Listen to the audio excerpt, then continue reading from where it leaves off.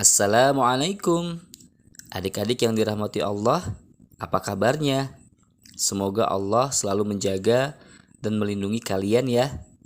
Baik, kali ini Paman akan membacakan kelanjutan dari cerita yang berjudul Muhammad Nabiku, Kisah Istimewa Sepanjang Masa, bagian keempat.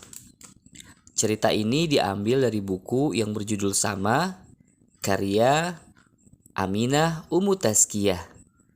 Untuk adik-adik yang ingin membacanya langsung, bisa adik-adik beli bukunya di toko-toko buku terdekat di kota adik-adik.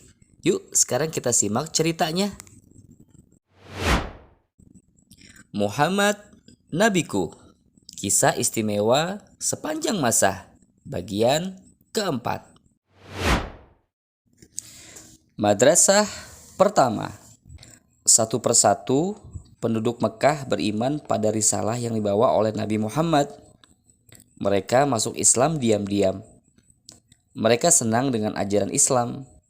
Agama ini mengajarkan hanya ada satu Tuhan, yaitu Allah yang Maha Esa. Kedudukan tiap manusia sama di hadapannya. Antara sesama kita harus saling menghormati dan menyayangi. Ketidakadilan dihapuskan oleh agama Islam. Orang-orang yang masuk Islam di awal masa dakwah ini disebut dengan As-Sabiqunal Awwalun. Mereka semua adalah para sahabat Nabi Muhammad SAW. Ketika itu, Nabi Muhammad dan para sahabat menyebarkan ajaran Islam diam-diam, dari mulut ke mulut saja. Mereka tidak menampakkan keislaman di hadapan penduduk Mekah. Mereka beribadah sembunyi-sembunyi. Ibadah yang diperintahkan ialah sholat 2 kali sehari, yaitu 2 rakaat pada pagi dan 2 rakaat pada petang hari. Dakwah secara diam-diam berlangsung hampir 3 tahun. Nabi Muhammad mengajarkan Islam di Darul Arqam, yaitu rumah kediaman Al-Arqam bin Abi Al-Arqam. Dia berasal dari suku Al-Makhzumi. Rumahnya terpencil, ada di atas Bukit Sofa. Disitulah letak madrasah pertama dalam sejarah dakwah Islam. Seruan untuk penduduk Mekah. Penduduk Mekah akhirnya mengetahui tentang ajaran yang dibawa Nabi Muhammad SAW. Mulanya para pembesar Quraisy tidak menghiraukannya. Tapi lama-kelamaan mereka merasa terancam. Mengapa demikian? Ya, karena Islam mengajarkan bahwa manusia memiliki kedudukan yang setara. Padahal sebagian besar pembesar Quraisy terbiasa menindas orang-orang yang lemah. Lalu Allah Subhanahu wa Ta'ala memerintahkan Nabi Muhammad untuk mengajak keluarganya masuk Islam. Beliau pun mengumpulkan para sepupu, paman, dan kerabat dari Bani Hashim. Segala puji bagi Allah. Aku bersaksi bahwa tiada Tuhan yang patut diibadahi selain Allah. Tidak ada sekutu baginya, ujar beliau. Sampai di situ, paman-paman Nabi Muhammad saling pandang. Ternyata dia serius dengan agama itu, batin Abu Lahab.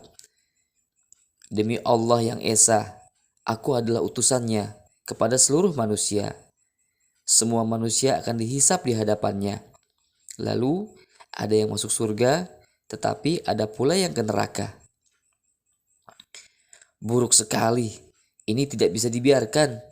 Abu Lahab emosi sekali.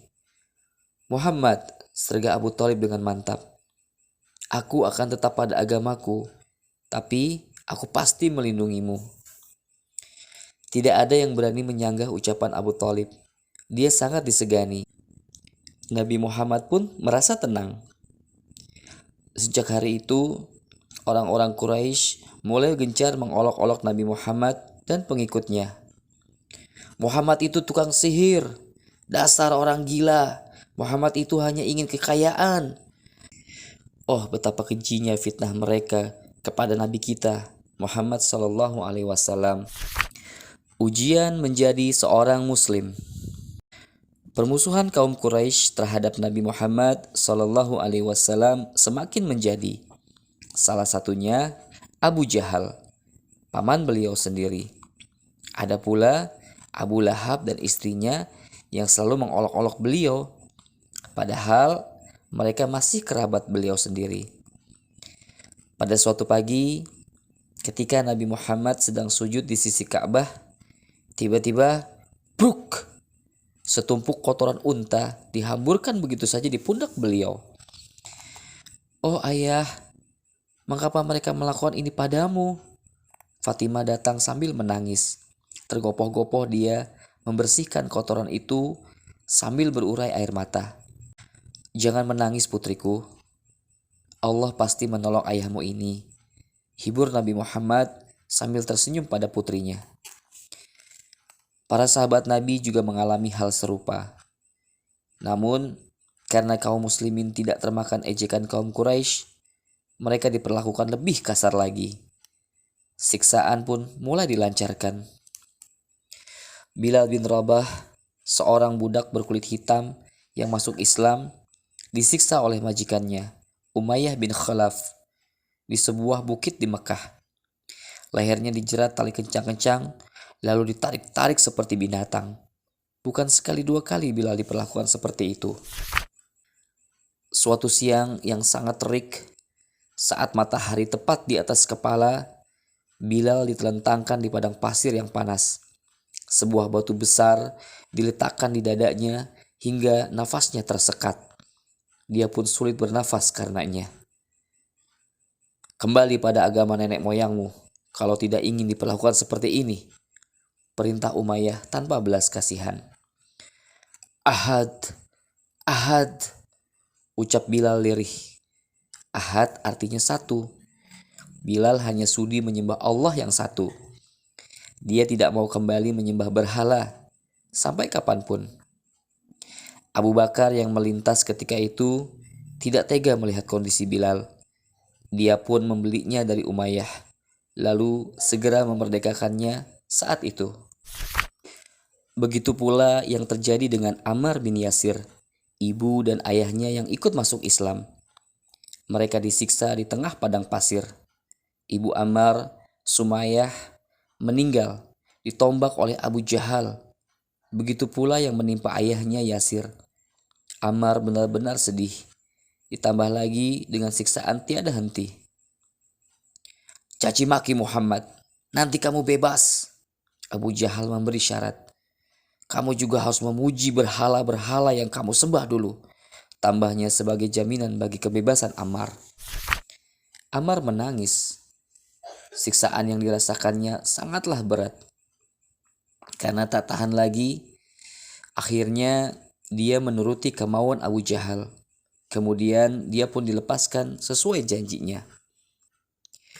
Kemudian Ammar mendatangi Nabi Muhammad dengan penuh sesal karena telah menyerah pada Abu Jahal. Nabi Muhammad tidak marah karena tak berdosa seseorang yang dipaksa mengaku kafir tetapi hatinya masih tetap beriman. Siksaan terhadap kaum muslimin semakin menjadi-jadi. Siapapun yang masuk Islam tidak luput dari siksaan Abu Jahal dan kawan-kawannya. Baik, adik-adik, sampai di sini dulu ya. Nantikan kelanjutan dari cerita Muhammad Nabiku, kisah istimewa sepanjang masa, bagian selanjutnya di channel Lewat Cerita. Dan subscribe agar tidak ketinggalan cerita-cerita seru selanjutnya. Sampai jumpa. Assalamualaikum.